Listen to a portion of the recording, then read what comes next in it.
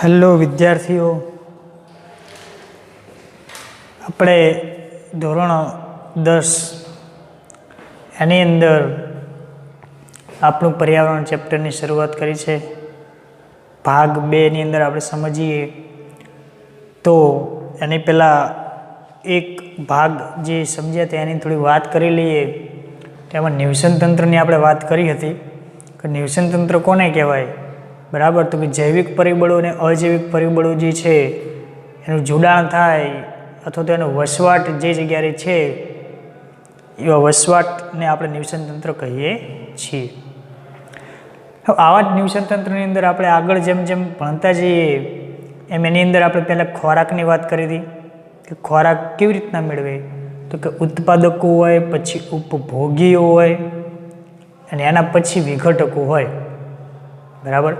તો આવા જ ઉત્પાદકો, ઉપભોગીઓ અને વિઘટકો આ એક ક્રમ છે. એ ક્રમને જ આપણે શૃંખલા કહીએ છીએ. તો એના પછીના કેટલાક શબ્દો જે છે આપણે સમજવાના છે. આહાર જાળ અને આહાર શૃંખલા બંને જે છે એ આપણને પૂછાવાનું નથી પરીક્ષામાં, પરંતુ આગળ એક ટોપિક એવો સમજવાનો છે આપણે કે જેના માટે આ આપણને એક વ્યાખ્યા સ્વરૂપે આપણને સમજ હોય તો આપણા માટે સારું. કદાચ પૂછાઈ જાય તો બહુ ડિટેલમાં આપણે આને નથી સમજવાનું, બેઝિક માહિતી આપણે લઈ લઈએ, શબ્દને સમજી લઈએ. આહાર શૃંખલા. શૃંખલા એટલે શું તો આપણને ખબર પડે. શૃંખલા એટલે એક આપણે આપણે પ્રાર્થનાની અંદર લાઈનમાં બેસીએ તો એક શૃંખલા કહેવાય. સમજો ધોરણ વાઇઝ આપણે બેસાડીએ, પહેલું ધોરણ બેસે, પછી બીજું ધોરણ પાછળ બેસે, પછી ત્રીજું ધોરણ, એ રીતના જો ક્રમમાં બેસાડીએ તો એક શૃંખલા થઈ, પહેલું બીજું ત્રીજું એ પ્રમાણે, બરાબર? આહાર એટલે ખોરાક માટેનો એક ક્રમ, એક હાર, એને જ આપણે આહાર શૃંખલા કહીએ છીએ. તો આહાર શૃંખલા દરેક નિવસન તંત્ર જે છે એ પ્રમાણે અલગ અલગ હોય. જે પણ નિવસન તંત્ર આવેલા હોય નિવસન તંત્ર પ્રમાણે અલગ અલગ હોય. સમજો કે જંગલ છે તો જંગલની અંદર હરણ હોય, હરણને કોણ ખાશે? તો કે સમજો કે વાઘ ખાશે. તો આ જંગલની શૃંખલા થઈ, જંગલની આહાર શૃંખલા થઈ, બરાબર ને? એવી જ રીતે તૃણભૂમિ એટલે ઘાસવાળો જે વિસ્તાર હોય તો ઘાસનું જે નિવસન તંત્ર છે, બરાબર, કે જ્યાં નકરું ઘાસ જ હોય ને બીજા કેટલાક સજીવ હોય, તો ઘાસના નિવસન તંત્રની હું વાત કરું તો એની અંદર શું હોઈ શકે? સમજો કે તીતી ઘોડો ઘાસને ખાય, બરાબર ને? અને તીતી ઘોડાને કોણ ખાશે?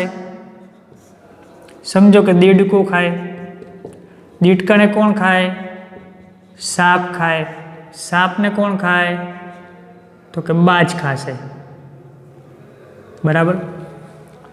તો અહીંયા નિવસન તંત્ર 3 અલગ છે, એક જંગલ, એક તૃણભૂમિ અને એક ખાબુચિયા. તેમાં જંગલનું આપણે વાત કરીએ તો હરણ અને વાઘ એક નિવસન તંત્રની અંદર એક આહાર શૃંખલા રહી. તૃણભૂમિની અંદર વાત કરું, ઘાસવાળો વિસ્તાર હોય તો એની અંદર વાત કરું તો તીતી ઘોડા ઘાસને ખાય, તીતી ઘોડાને દેડકો ખાશે, દેડકાને સાપ ખાશે અને સાપને કોણ ખાશે? બાજ ખાશે. તો આ શૃંખલા નિવસન તંત્ર પ્રમાણે અલગ અલગ હોઈ શકે છે. ખાબુચિયા હોય તો સમજો કે વીંછી હોય ને ખાબુચિયામાં, ખાબુચિયામાં જેમ વીંછી હોય એના વીંછીને કોણ ખાશે? તો સમજો કે અંદર સાપ આવેલો હોય, પાણીમાં સાપ રહેતો હોય, જે આપણે અરંડા કહીએ કે એ પ્રકારના, તો એ સાપ વીંછીને કહી શકે છે, બરાબર? હવે કોઈ અન્ય સજીવ. તો આ પ્રમાણે આપણે શૃંખલા પ્રમાણે એની જે નિવસન તંત્ર પ્રમાણે શૃંખલા છે તો એ અલગ અલગ હોઈ શકે છે. બીજું ખાબુચિયામાં એવું લઈ શકીએ આપણે કે વીંછી છે તો આપણે ઘણીવાર જોયું હશે કે બગલા હોય ને ખાબુચિયામાં એક પગ મૂકીને ઊભા રહે અને ખાબુચિયા જેવું પાણી હોય, ઓછું પાણી હોય અને આપણે ખાબુચિયા કહીએ તો ત્યાં બગલા જોવા મળે. તો આપણે અહીંયા બગલાનું ઉદાહરણ લખી શકીએ, એ વધારે સેટ થશે, બરાબર? તો આને આપણે આહાર શૃંખલા તરીકે ઓળખીએ છીએ. હવે અહીંયા જુઓ કે દેડકું હોય તો દેડકો અહીં વીંછીને ખાશે? ના ખાય. વાઘ હોય તો વાઘ તીતી ઘોડાને ખાય? ના ખાય. બાજ હોય તો બાજ એ બગલાને ખાશે? ના ખાય. બરાબર. તો અહીં એક ક્રમિક જ શૃંખલા છે, તે કોઈ બીજા ઉપર આધાર નથી રાખતા. પોતાનું એક નિવસન તંત્ર હોય ત્યાં ને ત્યાં જે આધાર રાખશે, બીજા કોઈ અન્ય નિવસન તંત્રમાં એ જશે નહીં. બરાબર, અન્ય નિવસન તંત્રમાં જશે નહીં. ચલો હવે આહાર જાળ. હવે અહીંયા જાળ શબ્દ આવ્યો, તો જાળ એટલે એમાં પછી શૃંખલા હોય નહીં. બરાબર, જાળની રચના એટલે આપણે સમજીએ જાળી જેવી રચના, તેમાં આમ શૃંખલા હોય ક્રમિક આની જેમ? ના હોય. ઉદાહરણ લઈએ એટલે આપણને ખબર પડશે. આહાર શૃંખલા શાખાયુક્ત બને અને જાળી જેવી રચના બને. આહાર શૃંખલા કેવી બને? શૃંખલામય નહીં હોય, જાળી જેવી રચના હોય. સમજો કે એવો કોઈ, સમજો જંગલ વિસ્તાર છે, તો જંગલ વિસ્તારની અંદર મેં વાત કરી હરણ, બરાબર, એવી રીતના અહીંયા વાઘ છે, તો એવી રીતના અહીં હું સમજો કે સિંહ હોય, તો સિંહ પણ હરણને ખાઈ શકે. બરાબર, સમજો કે અહીંયા હું હરણની જગ્યાએ શિયાળ લખું, તો શિયાળને વાઘ પણ ખાઈ શકે અને સિંહ પણ ખાઈ શકે. બરાબર, તો આવો આપણને એક બુકની અંદર પણ એક મસ્ત ચાર્ટ આપેલો છે. તો આહાર જાળને સમજવું હોય તેના માટે એક ચાર્ટ આપણે જોવાનો છે બુકની અંદર. બરાબર, કે જેની અંદર આવી રીતના જાળી જેવી રચના છે. આ રીતના પણ એ આધાર રાખતો હશે. શિયાળ છે તો સિંહ પણ ખાઈ શકે, વાઘ પણ ખાઈ શકે. સમજો ચિત્તો હોય તો ચિત્તો પણ ખાઈ શકે. તો આવા ઘણા બધા એક જાળી જેવી રચના. જો અહીંયા શૃંખલા નથી, એકબીજા પર આધાર રાખે. ડાયરેક્ટ ચિત્તો હોય, અહીં વચ્ચે શિયાળું રાખવું, કારણ કે હરણ છે એ તૃણાહારી છે, શિયાળ છે તો એ માંસાહારી છે. તો ચિત્તો ડાયરેક્ટ હરણને પણ ખાઈ શકે, શિયાળને પણ ખાઈ શકે. તો આવું ઓલ્ટરનેટિંગ ચાલુ હોય તો એવી એક જાળી જેવી રચના બને, જેને આપણે આહાર જાળ કહીએ છીએ. જે શાખાયુક્ત ના હોય. શાખા એટલે આ પ્રમાણે એકદમ ક્રમિક ના હોય, શાખામાં ન હોય. બરાબર, તો બે શબ્દો આપણે સમજવાના છે. વ્યાખ્યા અભ્યાસક્રમ મુજબ નથી પૂછાવાની, છતાં પણ આપણે ભણીએ તો એની સમજ હોય તો કદાચ પૂછાઈ જાય તો આપણને આવડે. ચલો, તો આવી રીતના આહાર જાળ તો શાખાયુક્ત બને, એટલે કે ઘણી બધી શાખાઓ. વૃક્ષ હોય તો વૃક્ષને આમ ઘણી બધી શાખાઓ જતી હોય. બરાબર ને, તો એવી રીતના શાખાયુક્ત છે. જ્યારે આહાર શૃંખલા છે તો એ શાખાયુક્ત ન હોય, શાખાઓ ના હોય, એકદમ શૃંખલામાં જશે, ક્રમમાં જશે. બરાબર, ચલો હવે જૈવિક વિશાલન શબ્દ આપણે સમજવાનો છે કે જૈવિક વિશાલન એટલે શું. તો જૈવિક વિશાલન એ આપણને એક આહાર શૃંખલા સાથે જોડાયેલો એક શબ્દ છે. આહાર શૃંખલા સાથે જોડાયેલો એક શબ્દ કહેવાય. કેવી રીતના? તો જૈવિક વિશાલન આપણે સમજીએ કે કોઈ પણ ખેતર હોય, બરાબર, એક મિનિટ,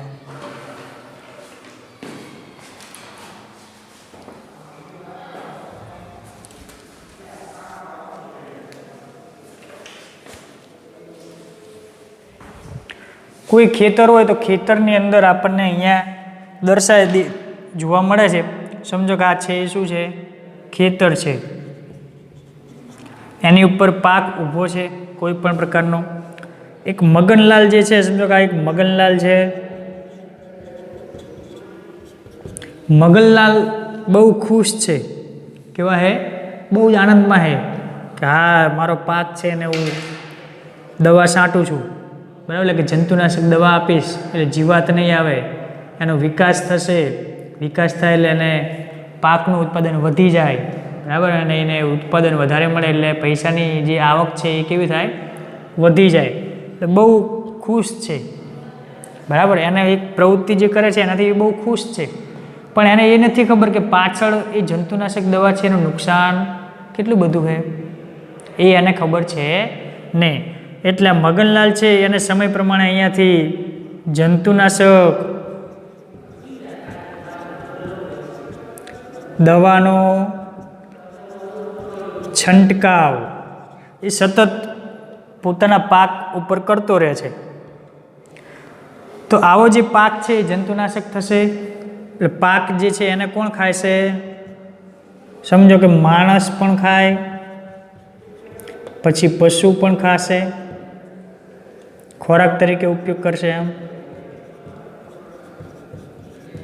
બરાબર ને? પાકમાંથી જે કંઈ પણ ઉત્પાદન મળે, પશુ હોય તો એ પાકને ખોરાક તરીકે ઉપયોગ કરશે.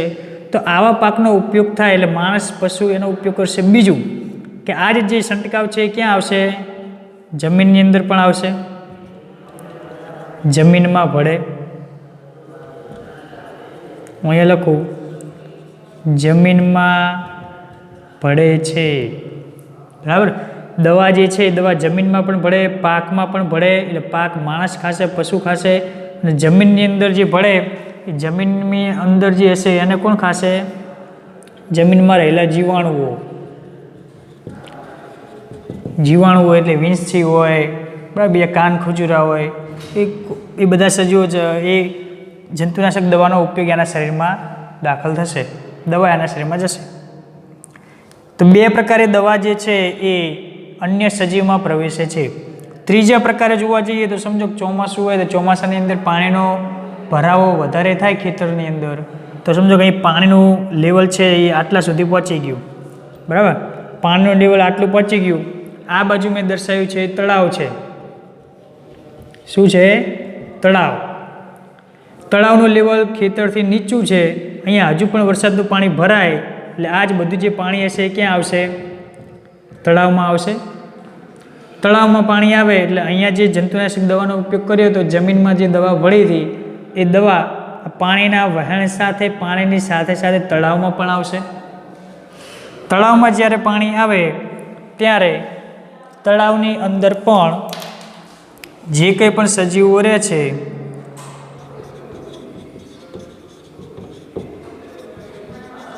તળાવમાંના સજીવો પર પણ દવાની અસર થશે, કારણ કે પાણીની અંદર દવાનું પ્રમાણ આવ્યું અને એ જ દવા તળાવના દરેક સજીવ પર અસર કરશે.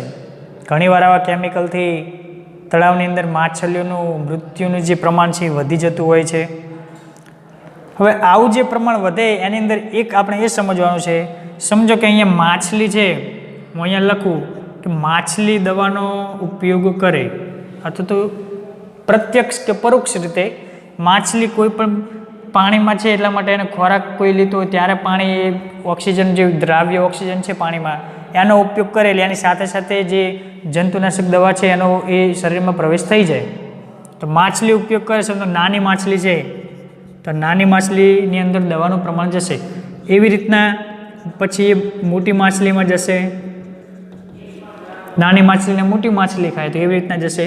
બીજા કેટલાક અન્ય સજીવો છે, કાચબો કે બીજા કોઈ પણ પ્રકારના સજીવો, એ બધાની અંદર દવાનું જે પ્રમાણ છે એ વધતું જાય છે, એની અંદર પ્રવેશી જાય છે એટલે એનું મૃત્યુનું પ્રમાણ વધતું જાય. એવી રીતના એ સમજો માણસ પશુ ખોરાક તરીકે ઉપયોગ કરે તો ખોરાક જે છે એ જમીનમાંથી શોષણ કરશે અને ઉપર જે દવાનો છંટકાવ થયો હશે પલણો ઉપર ને એવી રીતના, તો એ જમીનમાંથી ને બંને પ્રકારે દવા વનસ્પતિની અંદર પ્રવેશે.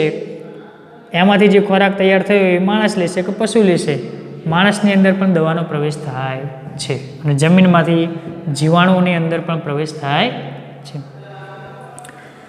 સમજો કે અહીંયા હરણ હોય, હરણ ખોરાકનો ઉપયોગ કરે, બરાબર? આપણને એમ થાય જંગલમાં સાહેબ કોણ દવા છાંટવા ગયો? કોઈ દવા છાંટવા જાય જંગલમાં? નથી જતું. પણ આપણે સમજવા પૂરતું એવી રીતે સમજવાનું છે. સમજો કોઈ પણ માધ્યમથી હરણના જે ખોરાક, હરણ ઘાસ ખાય છે એની અંદર દવાનો ઉપયોગ થયેલો હતો, તો એ દવા પછી હરણની અંદર જશે, એનામાંથી વાઘની અંદર જશે, વાઘની અંદરથી એ રીતના આખો ક્રમ જે છે એ ક્રમમાં એ દવાનું પ્રમાણ જે છે એ ચાલ્યું જાય છે. તો આવી એક ઘટના, હવે હું તમને જૈવિક વિશાલનની એક ડિટેલમાં માહિતી આપી, એક એની વ્યાખ્યા બનાવવી હોય તો આવી રીતના બની શકે કે ખેતરની અંદર દવાનો છંટકાવ કરવામાં આવે તો તેનાથી કેટલાક સજીવો છે એ પાણીમાં પણ હોઈ શકે, જમીનમાં પણ હોઈ શકે, વનસ્પતિનો ખોરાક તરીકે ઉપયોગ પણ કરતા હોઈ શકે. આવા સજીવોની અંદર પ્રત્યક્ષ કે પરોક્ષ રીતે દવાનો ઉમેરો થઈ શકે છે અને આવી દવા ક્રમિક શૃંખલાની અંદર પ્રવેશે છે. શૃંખલા એટલે મેં અહીં કીધું એમ હરણ હોય તો હરણ ખાય, તો એનામાંથી પછી શિયાળમાં જાય, શિયાળમાંથી વાઘમાં દવાનું એ પ્રમાણ જતું જાય, સિંહ ચિત્તો આવી રીતના એ વધતું જશે. તીતી ઘોડો હોય તો તીતી ઘોડોની દેડકો ખાય તો દેડકાની અંદર પણ દવાનું પ્રમાણ જાય, સાપની અંદર પણ જાય અને બાજની અંદર પણ જાય. કારણ કે સાપની અંદર જે દવા હોય એ બાજ ખાય એટલે બાજની અંદર પણ એ પ્રવેશી જાય છે. તો આવો એક ક્રમિક ઘટના બને છે જેને જૈવિક વિશાલન કહેવામાં આવે છે. બરાબર. ચલો એના પછી હવે જૈવિક વિશાલનની વ્યાખ્યા આપણે યાદ રાખવાની. બરાબર. અને આ શૃંખલાના આહારજાળ એની વ્યાખ્યા યાદ રાખીએ, બીજું વધારે યાદ રાખવાનું નથી. હવે ચેપ્ટરનો એક છેલ્લો પોઈન્ટ છે એટલે આપણું ચેપ્ટર પૂરું. 2 જ લેક્ચરની અંદર આપણું ચેપ્ટર પૂરું થાય છે, બીજું વધારે આપણે અભ્યાસક્રમમાં છે નહીં. ચલો, જેટલી પણ પ્રવૃત્તિઓ થશે એ પ્રવૃત્તિના કારણે આપણા પર્યાવરણની અંદર નુકસાન થતું હોય છે. જેટલી પણ પ્રવૃત્તિની અંદર વાત કરીએ કે પ્રદૂષણ થતું હોય, દવાનો છંટકાવ થતો હોય, આ બધી જ પ્રવૃત્તિઓના કારણે પર્યાવરણને નુકસાન થાય. અને આવા પર્યાવરણને નુકસાન થવાના કારણે કેટલીક કહીએ ને કે પરિબળો એ પ્રદૂષણ માટે એક જવાબદાર ગણાય. તો એવી જ એક ઘટના બને છે ઓઝોન સ્તરની અંદર. ઓઝોન સ્તરની અંદર ભંગાણ સર્જાય ત્યારે આપણે એ નુકસાનકારક આપણા માટે બને. તો આવી ઘટના ક્યારે બને અને આ ઘટનાને પ્રદૂષણ કેવી રીતના એને ભંગાણ પ્રેરવા માટે જવાબદાર ગણાય તો સમજીએ. પહેલાં તો ઓઝોન સ્તર શું છે એ સમજી લઈએ. ઓઝોન સ્તર શું છે તો કે આપણી આ પૃથ્વી છે,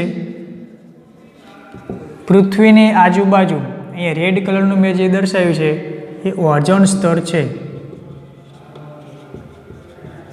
ઓઝોન સ્તર પૃથ્વીની આજુબાજુ ગોળાકાર સ્વરૂપે ઓઝોનનું સ્તર આવેલું હોય અને એ સ્તર શેનાથી બનેલું હોય તો O3 એ પછી આપણે સમજીએ આગળ. ઓક્સિજનના 3 અણુ હોય એટલે ઓઝોનનું સ્તર રચાય. બરાબર. ઓક્સિજનના 3 અણુ ભેગા થશે. હવે આવું ઓઝોનનું સ્તર છે એ આપણને રક્ષણ કેવી રીતના આપે? આમ તો એ ઘાતક વિષ છે, પણ ક્યારે ઘાતક વિષ છે અને ક્યારે ઉપયોગી છે એવું તમને સમજ આપું છું અહીં. કે આવું ઓઝોન સ્તર જે છે એ સૂર્યમાંથી આવતા પારજાંબલી કિરણોને રોકે. સૂર્યમાંથી જે પારજાંબલી કિરણો આવે છે આવા જ કિરણો ઓઝોન સ્તર જે છે એ રોકી રાખે. સૂર્યમાંથી જે પ્રકાશ આવે એમાં બધા જ પારજાંબલી કિરણો ના હોય, કેટલાક ટકા પારજાંબલી કિરણો એની અંદર હોય. બધા પારજાંબલી કિરણો ઓક્સિજન છે એ રોકી રાખે. બાકીનો જે પ્રકાશ હોય એ તો પછી પૃથ્વી પર આવશે જ. બરાબર. પણ જે નહીં ઉપયોગી આપણને પારજાંબલી કિરણોવાળો જે પ્રકાશ છે એને ઓઝોન સ્તર જે છે એ શોષી લે છે.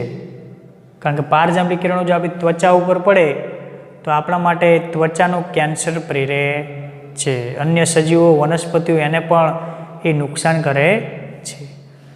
એ આપણને નુકસાન દેખાય નહીં પણ કહીએ ને કે અપ્રત્યક્ષ રૂપે એ નુકસાન કરતું રહેલું છે.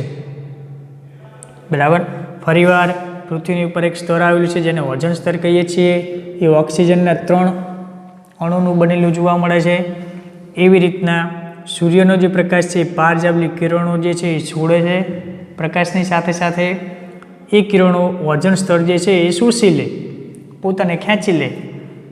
એટલા માટે જે ચોખ્ખો પ્રકાશ છે આપણને ઉપયોગી પ્રકાશ છે એ પૃથ્વી ઉપર પડે. બરાબર. પણ ઘણીવાર શું થતું હોય સમજો કે આ જે ભાગ છે ઓઝોનનો સ્તર આટલો એ એક CFC વાયુ છે. સમજો અહીંયા હું લખું CFC વાયુના કારણે, CFCS વાયુના કારણે આગળ આપણે લખ્યું છે CFC ક્લોરોફ્લોરોકાર્બન. આ વાયુના કારણે ઓઝોન સ્તર જે છે એ તૂટી જશે. આટલું એને કહેવાય ભંગાણ. ઓઝોન સ્તરમાં ભંગાણ અથવા તો ગાબડું. આપણે નીચે પૃથ્વી ઉપરથી એટલે કે અહીંયાથી પૃથ્વી ઉપરથી આ વાયુ ધીમે ધીમે ઉપર આવે, જ્યારે ઓઝોન સ્તરના ટચમાં આવે, એના સંપર્કમાં આવે ત્યારે અહીંયા હોલ ગાબડું પડી જશે. ગાબડું પડી જશે એટલે એટલો ભાગ તૂટી જશે. આટલો ભાગ તૂટી જાય એટલે સૂર્યનો જે આ પ્રકાશ છે એ અહીંયાથી આમ દાખલ થાય સમજો સૂર્યનો પ્રકાશ આ ગાબડામાંથી દાખલ થાય, આટલા હોલમાંથી દાખલ થાય તો સૂર્યની પ્રકાશની સાથે સાથે પારજાંબલી કિરણો પણ પૃથ્વી ઉપર જાય છે, કારણ કે અહીંયા જે સ્તર હતું એ શું થઈ ગયું? તૂટી ગયું. કોના કારણે? CFCS વાયુના કારણે, એટલે ક્લોરોફ્લોરોકાર્બન વાયુના કારણે. એટલા માટે પારજાંબલી કિરણો પણ પૃથ્વી પર પ્રવેશશે અને આપણા માટે નુકસાનકારક બનશે. બરાબર. ચલો હવે આપણે વાત એ કરીએ કે આપણા વાતાવરણની અંદર O2 વાયુ છે, ઓક્સિજન વાયુ. ઓક્સિજન વાયુ એ જારક સજીવ માટે આવશ્યક છે. જારક સજીવ એટલે કેવા? તો ઓક્સિજનની હાજરીમાં O2ની હાજરીમાં કામ કરતા હોય એવા. આપણે છઠ્ઠા ચેપ્ટરની અંદર જારક શ્વસન અને અજારક શ્વસન બંનેની વાત કરી હતી, એટલા માટે આવડવું જોઈએ. જારક શ્વસન એટલે ઓક્સિજનની હાજરીમાં જેટલા પણ સજીવો પોતાનું જૈવિક પ્રક્રિયાઓ ચલાવે છે એ ઓક્સિજનની હાજરી એ જારક સજીવ માટે આવશ્યક છે. ઓઝોન વાયુ છે એ ઘાતક વિષ તરીકે પણ ઓળખાય, કારણ કે અહીંયા મેં કીધું જો ઓઝોન સ્તર છે એ જતું રહે તો પારજાંબલી કિરણો પૃથ્વી પર દાખલ થઈ જશે. બરાબર. ચલો હવે ઓઝોન કેવી રીતના બને? તો O2 જે છે ઓક્સિજન, અહીં સમજો કે અહીં બધે O2 ફરે છે,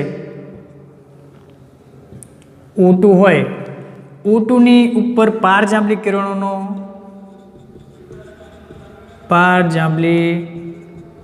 કિરણો પડે. સમજો કે આ જે સૂર્ય છે એનો પ્રકાશ આવે, અહીંયાથી એનો પારજાંબલી કિરણ ઓક્સિજન ઉપર પડે. આ ઓક્સિજન O2 છે, અહીંયા હવામાં O2 છે એની ઉપર પડે પારજાંબલી કિરણ, એટલે વિઘટન થઈ જશે. શું થઈ જશે? અથવા તો તૂટી જશે. વિઘટન એટલે તૂટી જશે એમ. ઓક્સિજન તૂટી જાય, O2 છે, O2 બે પરમાણુ જે અણુ છે એ તૂટી જશે, એટલે O અને O ખાલી વાતાવરણની અંદર ઓક્સિજન જ રહેશે, નકર O એક જ એનો અણુ એમ એક જ રહેશે. હવે આવો તૂટવાના કારણે એક જ ઓક્સિજન રહેશે. આવો એક ઓક્સિજન જે છે અહીંયા મેં દર્શાવ્યો છે, એક જ ઓક્સિજનની સાથે ફરીથી સમજો કે આ ઓક્સિજન છે એની સાથે ફરીથી O2 જોડાય, કારણ કે વાતાવરણમાં ઓક્સિજન તો છે જ, ઓક્સિજન તો ફરતો જ હતો. કેટલાક ઓક્સિજનના જે બંધારણ છે, કેટલાક ઓક્સિજન જે છે એની ઉપર પારજાંબલી કિરણો પડે એટલે તૂટી જશે. એટલે આ મેં તૂટેલા દેખાડ્યા. આ તૂટી જાય એટલે સિંગલ થઈ જશે. સિંગલ થયેલા હોય એની સાથે સાથે બીજા ઓક્સિજનના O2ના અણુ તો બીજા તો હોય જ, કે બધા ઓક્સિજનના અણુ તૂટી ગયા ના હોય, બીજા કેટલાક વધારાના હોય કે ઓક્સિજન સ્વરૂપે અહીંયા હાજર હોય. તો એવા ઓક્સિજનવાળા અને એક છૂટો પડેલો ઓક્સિજન હોય, બંને પાછા જોડાશે એટલે શું બનશે? O3. આ બંને જોડાઈ જાય એટલે O3 બન્યા. એટલે આ આખું જે સ્તર છે લાલ કલરનું એ O3 થી બનેલું ગણાય છે. એનું બંધારણ જે છે એ O3 છે. બરાબર.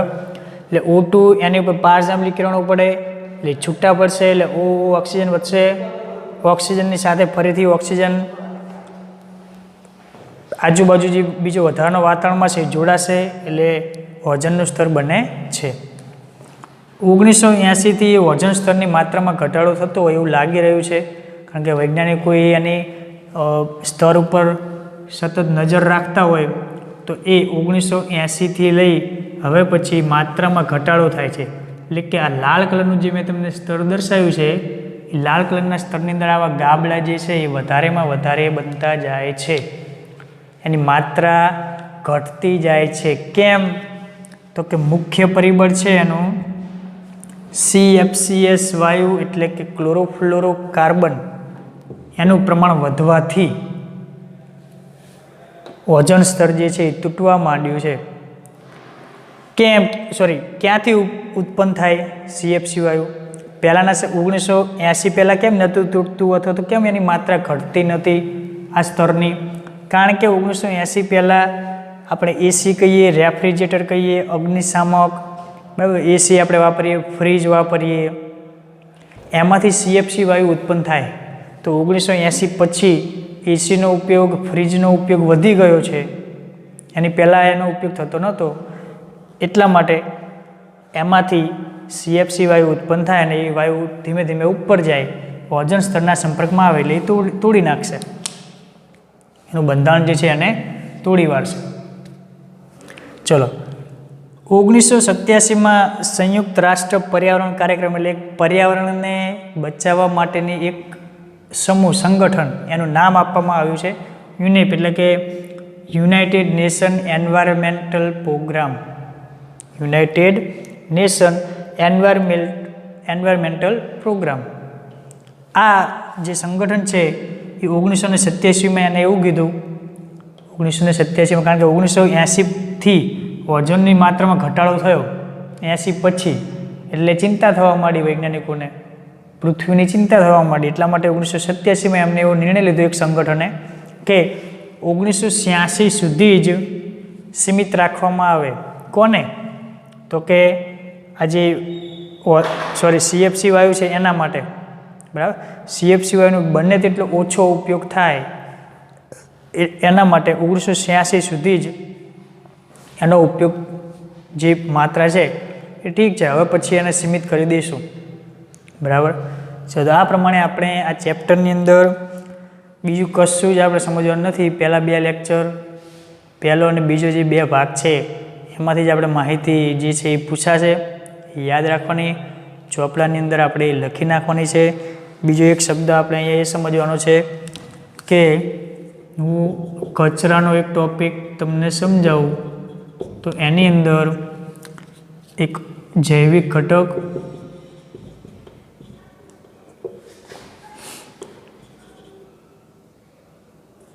જૈવિક વિઘટન અને બીજો એક શબ્દ છે અજૈવિક વિઘટન. તો જૈવિક વિઘટન એટલે તો જે પદાર્થનું વિઘટન સરળતાથી થઈ શકતું હોય, જેમ કે અહીંયા હું લઉં શાકભાજી, બરાબર, શાકભાજી છે તો એને આપણે જમીનમાં દાટી દઈએ એટલે અમુક સમય પછી એનું વિઘટન થઈ જશે. માંસ, બરાબર, કાગળ,